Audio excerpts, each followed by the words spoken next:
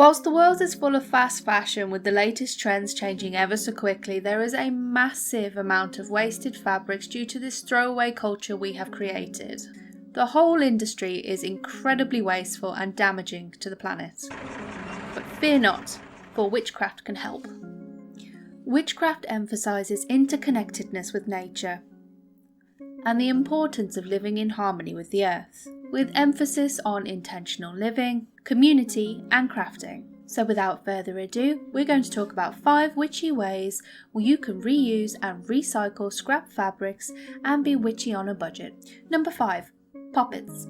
There is a common misconception about the use of poppets, that if you have them, you're using them for nefarious deeds. Poppets, voodoo dolls, effigies, or figurines date back centuries and were commonly used for healing and protection magics. The doll may represent yourself or someone else and may be filled with healing herbs and protective energies. Some practitioners even use poppets for tools for divination or communication with spirits. Here are lots of examples of spell dolls, and you can make them as cute or as creepy as you like. They should be representative of the person they are for. Someone here has even suggested incorporating colour magic and using a colour that represents the person's birth sign. Number 4.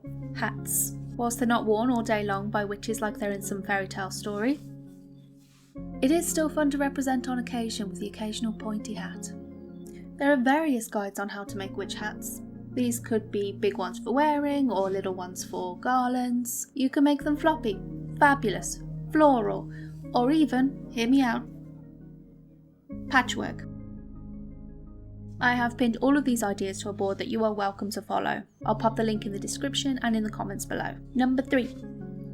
Knot magic, also known as cord magic or witches' ladders. Knot magic is a form of folk magic that involves focusing on your intentions as you make a series of knots. This can be done with string or thread only, or some form of cordage, or can incorporate bits of nature, feathers, buttons, trinkets, or even scrap fabrics. Anything that has something to do with the spell you're working on and the intentions you're trying to set. These can look as quirky as you want to make them and can be a really fun wall hanging. On to number 2, altar cloths. Altar cloths are often used on a witch's altar as a form of decoration. They can also have symbolic meaning as they depict certain elements or represent certain deities. They can also represent an intention with a colour or a pattern or the fabric's history. They're often as unique as the practitioner. Why not reuse an old scarf as an altar cloth or make one from one of your favourite old clothes? You can make it bundle up with pips so it's portable, use patches or embroidery to make it personal, you can even tie-dye it or patchwork it. Possibilities are endless. Which takes us on to number 1. Cluties. Cluties are strips of cloth used in folk magic that are tied around trees or sacred sites as part of rituals or offerings. People might tie cluties to trees or bushes as a form of wish-making or prayer.